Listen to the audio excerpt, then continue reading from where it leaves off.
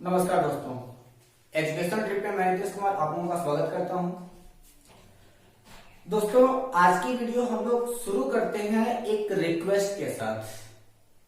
हम लोगों का जो आज का टॉपिक है वह आपका पादप यानी कि प्लांट पर डिपेंडेंट है, जिसकी एक श्रृंखला आपके सामने कल रखी जा चुकी है, जिसको हम लोग कहते हैं जड़ तना पत्ती। और उस जड़ तना पत्ती में हमने बात किया था बीजों के बारे में, यानी कि सीड्स। हमारी रिक्वेस्ट आप लोगों से यह है कि अगर आप हैं तो हम हैं, और हमारा जो दायित्व है वह आपको वहां पहुंचाना है जिसके लिए आप हमसे जुड़े हुए हो। आप विभिन्न प्रतियोगी परीक्षाओं जैसे कि बीएचयू एंट्रेंस एग्जामिनेशंस के लिए, लेखपाल की परीक्षाओं के लिए, सीटेट की परीक्षाओं के लिए आप हमसे जुड़े हुए हैं। तो हमारा लक्ष्य, हमारा उद्देश्य आप लोगों को आपकी मंजिल तक पहुंचाना है, और आपके होने से ही हमारा होना है, आपके होने से ही हमारा अस्तित्व है। तो दोस्तों, हम ये चाहते हैं कि आप लोग थोड़ा सा सहयोग मेरा भी करें, और आपके फोन में जितने भी कांटेक्ट लिस्ट में जितने भी लोग हों, उन सभी लोगों को आप अपने व्हाट्सएप ग्रुप के जरिए, व्हाट्सएप कांटेक्ट मैसेज के जरिए आप हमारी यह लिंक ज्यादा से ज्यादा लोगों को शेयर करें। जितने ज्यादा लोगों को आप हमारा यह वीडियो शेयर करेंगे, इससे ज्यादा से ज्यादा लोग इस वीडियो से लाभान्वित होंगे। हमारे इस वीडियो को ज्यादा से ज्यादा लोगों को शेयर करें, और अपनी राय हमें हमारे कमेंट बॉक्स में जरूर बताया करें, जिसके कारण हम अपनी इस शिक्षण की पद्धति में कुछ सुधार और ला सकें। आपको जो भी आवश्यकता हो उसको हम पूर्ण कर सकें, और रोचक तरीके से विभिन्न प्रतियोगी परीक्षाओं को ध्यान में रखते हुए हम आपके अध्ययन का कार्य सुगमता पूर्वक सफल बना सकें। आइए देखते हैं। तो दोस्तों, आज का जो हमने टॉपिक लिया है वह पादप में से ही उसका दूसरा भाग जड़ यानी कि रूट है। ठीक है। अब दोस्तों, यह जो आपका जड़ का भाग है, इसी जड़ के भाग को ही सही प्रकार से समझने के लिए, बताने के लिए हमने आपको कल बीज के बारे में बताया था। और उन बीजों के बारे में बताने के लिए हमने आपको दो चीजें बताई थी कि आपके पास जो बीज होते हैं वो दो प्रकार के होते हैं। एक होता है आपका एक बीजपत्री, दूसरा होता है द्विबीजपत्री। ठीक उसी प्रकार से हमारे पास जो जड़ें होती हैं वह जड़ें भी दो प्रकार की होती हैं। एक को हम लोग कहते हैं अपस्थानिक जड़, और दूसरी होती है मूसला जड़। कुछ लोग ये जानते होंगे कि तीसरे प्रकार की भी जड़ होती है जिसे रूपांतरित जड़ कहा जाता है, लेकिन ध्यान दीजिएगा, तीसरे प्रकार की कोई जड़ नहीं होती। जो आपकी रूपांतरित जड़ है वह अपस्थानिक जड़ का ही एक स्वरूप है। ठीक है। तो हमारे पास दो प्रकार की जड़ें कौन कौन सी? तो एक को हम लोग कहते हैं अपस्थानिक जड़,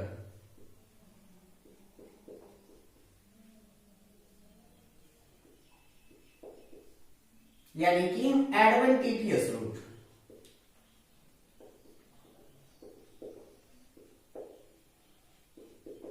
और दूसरे को हम लोग कहते हैं मूसला जड़,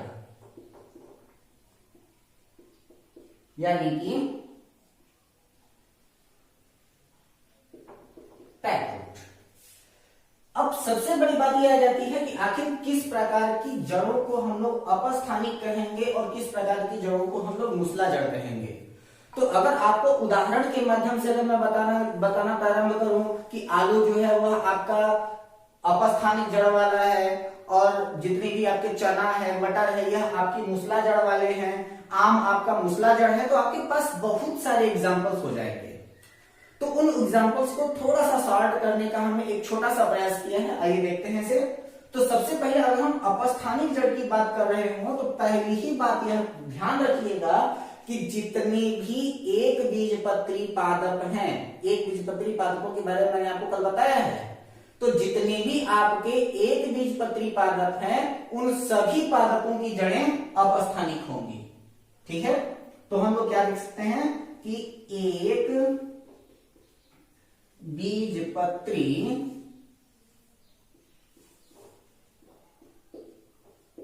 पादपों की जड़ें कैसे होंगी? अपस्थानिक होंगी। कोई दिक्कत? अगर मूसला जड़ की बात करें तो हम लोग क्या कह सकते हैं कि एक बीजपत्री अपस्थानिक, तो जितने भी आपके द्विबीजपत्री पादप हैं उन सभी द्विबीजपत्री पादपों की जड़ें, सही बात है, मूसला होती हैं।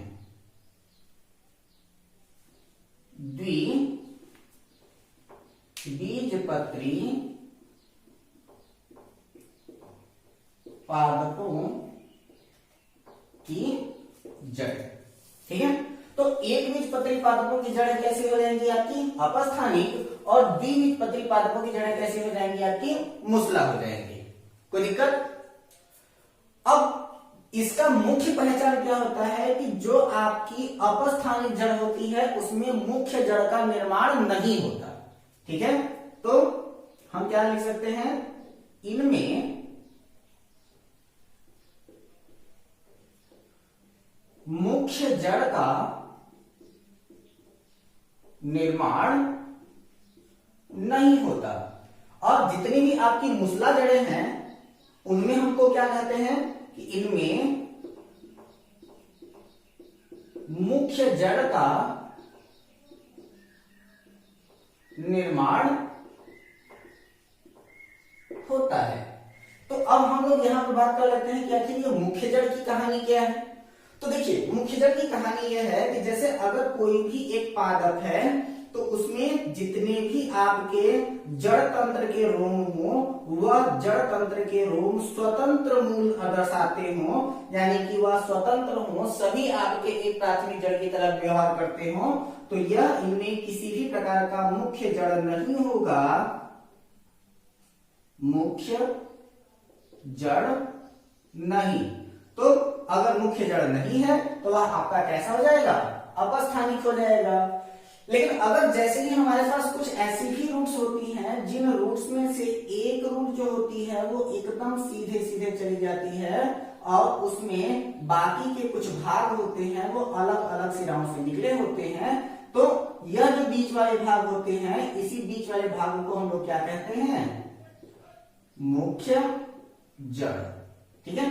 तो जितने भी आपके मूसला जड़ वाले होते हैं तो इनमें मूसला जड़ वालों में मुख्य जड़ का निर्माण होता है, और जितने भी अपस्थानिक वाले हैं उनमें मुख्य जड़ का निर्माण नहीं होता। उदाहरण देने की तो आपको जरूरत रह नहीं गई, क्योंकि जब आपका एक बीजपत्री हो गया तो जितने भी एक बीजपत्री पादप होंगे उन सभी एक बीजपत्री पादपों की जड़ें कैसी हो जाएंगी, अपस्थानिक हो जाएंगी। अपस्थानिक में एक छोटी सी बात समझने वाली आ जाती है, और वह ये आ जाती है तीसरा वाला पार्ट, कि अगर कोई भी पादप द्विबीजपत्री भी हो, ध्यान दीजिएगा मेरी बात को, कि अगर कोई भी पादप द्विबीजपत्री हो स्वभावतः, लेकिन अगर उसके प्रांकुर भाग से यानी कि ऊपरी भाग से या फिर तने के भाग से अगर जड़ विकसित होता होगा तो वह जड़ें सदैव कैसी हो जाएंगी, अपस्थानिक हो जाएंगी, ठीक है। तो पौधे के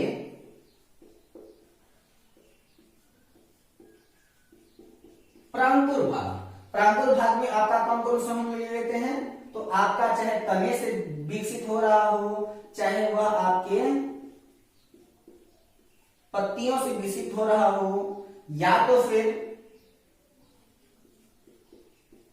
फूलों से जड़ विकसित हो रहा हो, तो चाहे तने से हो, पत्तियों से हो, फूलों से अगर जड़ विकसित हो रहा हो, यानी कि पौधे के प्रांकुर भाग से अगर जड़ विकसित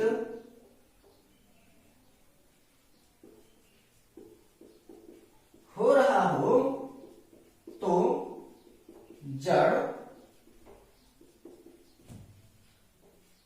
अपस्थानिक होगा, ठीक है। यानी कि अगर पौधे के प्रांकुर भाग से यानी कि ऊपरी भाग से अगर जड़ का विकास हो रहा होगा तो वहां पर आपके जितने भी आपके जो भी जड़ें बनेंगी वह आपकी कैसी जड़ें होंगी, अपस्थानिक जड़ें होंगी, इसमें से कोई भी डाउट नहीं है। एग्जाम्पल के तौर पर आपको मैं बता देता हूं, जैसे कि आपने देखा होगा बरगद, ठीक है। तो बरगद में क्या होता है कि बरगद की जो ऊपर से निकलने वाली जटाएं होती हैं वह जटाएं कैसी हैं, उसके प्रांकुर वाले भाग से निकलने वाली जटाएं हैं। तो यह आपका बरगद क्या हो जाएगा, एक प्रकार के बरगद की जो जटाएं होंगी वह आपकी अपस्थानिक जड़ों की श्रेणी में आ जाएंगी। इसके अलावा और कौन आ जाएगा, तो आपका रबर, ठीक है। उसी प्रकार से आपका अमरबेल, उसी प्रकार से आपका अजूबा, अजूबा जो होता है वो उसकी पत्तियों से जड़ों का निर्माण हो जाता है, ठीक है। तो यह ऐसे भाग हैं कि जिनमें से चाहे तना से निकल रहा हो जड़, चाहे पत्तियों से जड़ निकल रहा हो, चाहे फूलों से जड़ निकल रहा हो, तो इनमें से किसी भी भाग से अगर जड़ का निर्माण हो रहा होगा, जड़ का विकास हो रहा होगा, तो वो पौधे से निकलने वाला जड़ सदैव कैसा हो जाएगा, अपस्थानिक हो जाएगा। प्रश्न पूछा गया है कि बरगद के तने से निकलने वाली जो उसकी जटाएं होती हैं, उनमें पाई जाने वाली जो जड़ होती है वह किस श्रेणी की जड़ होगी, तो वह आपके अपस्थानिक श्रेणी की जड़ होगी, ठीक है। तीसरी बात इधर हम देखें तो यह आपकी इधर की तीसरी, इधर की तीसरी। अब मुसला जड़ क्या हो जाता है, तो मुसला जड़ कहता क्या है कि मुसला जड़ को हम लोग बांट देते हैं 3 भागों में, ठीक है। 3 भाग कौन कौन सा, तो एक को हम लोग कहते हैं तर्क रूप, यानी कि फूसीफॉर्म, कंद रूप यानी कि नेटिफॉर्म, और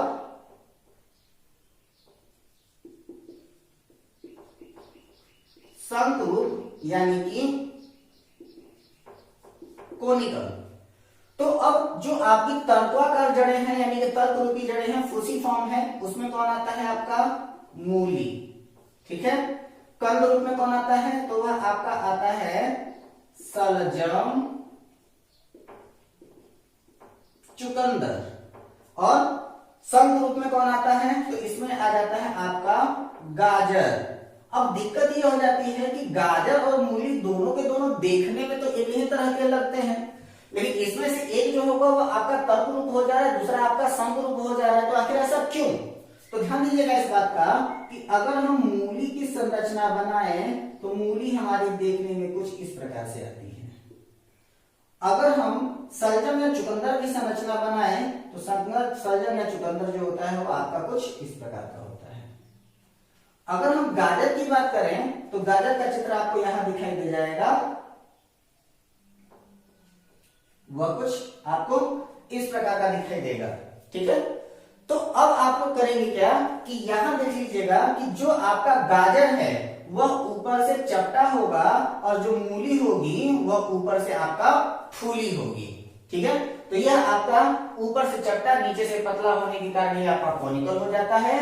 कद्दू के आकार का या फिर कंद के आकार का होने के कारण इसको कोनिकल रूप कह देते हैं, और तर्क रूप यानी कि ऊपर से फूला होने के कारण यह जो होता है आपका तर्क रूप की श्रेणी में आ जाता है।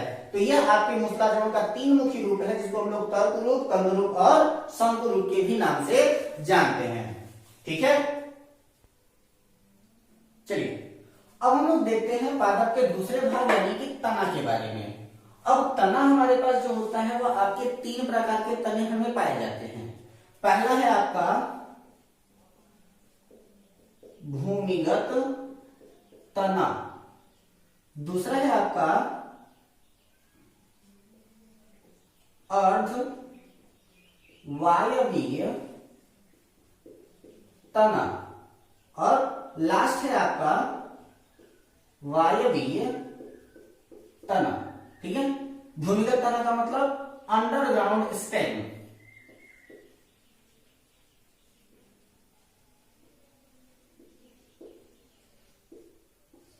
अर्धवायवीय तना का मतलब सब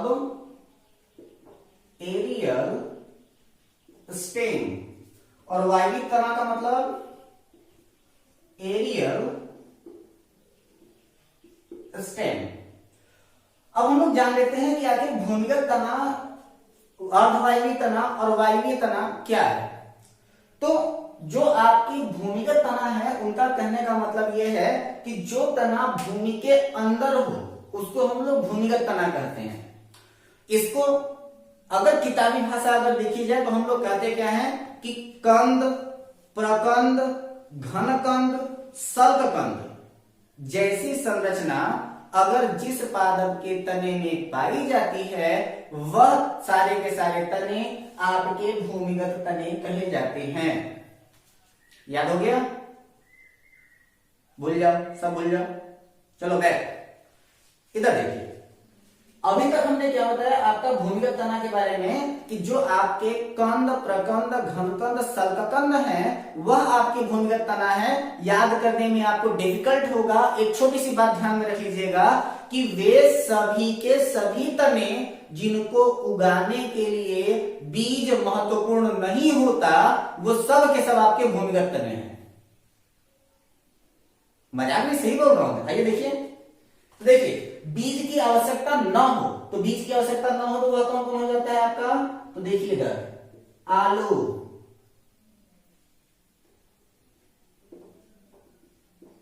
हल्दी, अरे वो चाय में डालते हैं क्या है उसको यार, हाँ अदरक,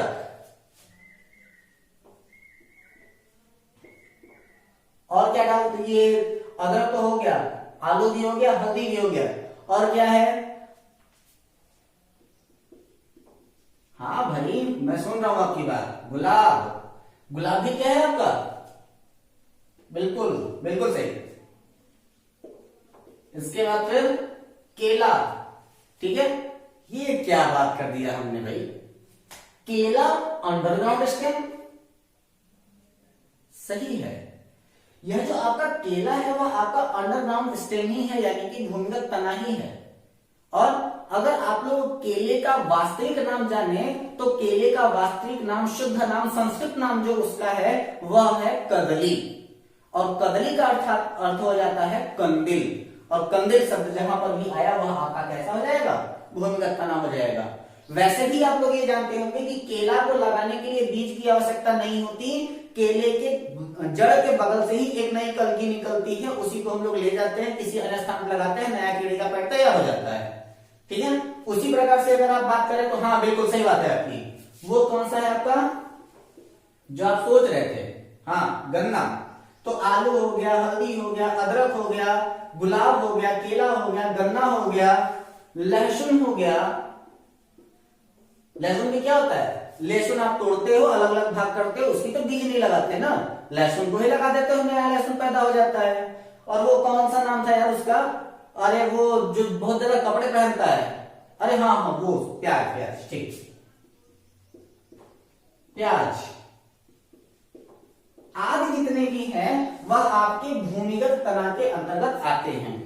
किताब याद करनी हो तो किताब क्या कहता है कि कंद, प्रकंद, घनकंद, सल्ककंद ये सब के सब क्या होते हैं? आपके भूमिगत तना होते हैं। मेरी बात अगर कही जाए तो मैं कहूंगा कि वह सारे के सारे पादपीय तने जिनको उगाने के लिए बीज की आवश्यकता ना हो, या फिर सामान्यतः बीज की आवश्यकता ना हो, वो ऐसे ही उगाए जा सके, वह सारे के सारे आपके अंडरग्राउंड स्टेम के अंतर्गत आ जाते हैं, यानी कि भूमिगत तना के अंतर्गत आ जाते हैं, ठीक। अर्धवायवीय तना के लिए कोई ऐसा इंपॉर्टेंट लिंक नहीं मिला है या फिर कोई ऐसा कोड नहीं मिला है कि मैं आपको बता सकूं। तो अर्धवायवीय तना की कुछ इंपॉर्टेंट एग्जांपल्स हैं, आप इनको याद कर लीजिएगा, ठीक है। अभी आपके दिमाग में एक छोटी सी बात आ रही होगी, मैं उसको थोड़ा सा दूर कर दूं कि अभी आपके दिमाग में आ रहा होगा एक शब्द, वो होगा अरवी। और आपको लग रहा होगा कि अरवी जो है वो एक भूमिगत तना है, लेकिन अरवी की वास्तविक जो सतह होती है वो ना तो पूरी तरीके से भूमि के अंदर होती है, ना तो भूमि के पूरी तरीके से बाहर होती है। इसलिए जो अरवी है वो आपके सब एरियल स्टेम में आती है, यानी कि अर्धवायवीय तने की श्रेणी में आती है, ठीक है। इसके अलावा कौन कौन आता है? तो अरवी हो गया,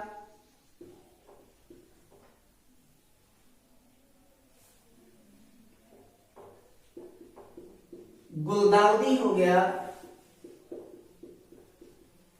टिस्टिया हो गया, पुदीना हो गया, रसभरी हो गया, स्ट्रॉबेरी, और कौन है? ब्राह्मी, बूटी, दूब घास, ठीक है। ये आपके जितने भी हैं वह आपके अर्धवायवीय की श्रेणी में आते हैं, ना तो ये बहुत ज्यादा ऊपर होते हैं और ना तो ये बहुत ज्यादा नीचे होते हैं।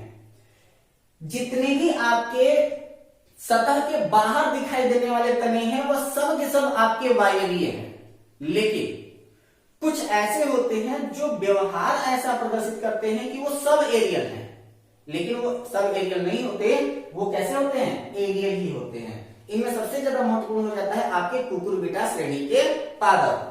तो इनमें हम लोग क्या कर देते हैं कि कुकुरबिटा वाले में आपका लौकी क्लाइम्बरस है।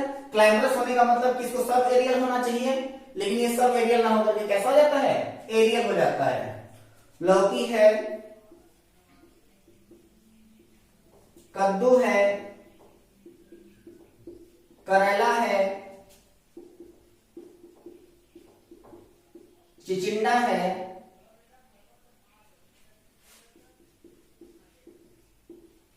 तरबूज है, खरबूजा है और सभी काष्ठीय पादप। ठीक है, तो जितने भी आपके सारे के सारे काष्ठीय पादप हैं वह सबके सब कैसे हो जाते हैं, आपके वायवीय तने के अंतर्गत आ जाते हैं। तो ये हो जाता है आपका भूमिगत तना, अर्धवायवीय तना और वायवीय तना। ठीक है दोस्तों, अगले वीडियो में हम लोग बात करने वाले हैं पत्तियों के बारे में। ठीक है, और पत्तियों के साथ साथ हमने एक एडिशनल टॉपिक सोच रखा है, और वह होगा आपके फलों के खाने योग्य भाग।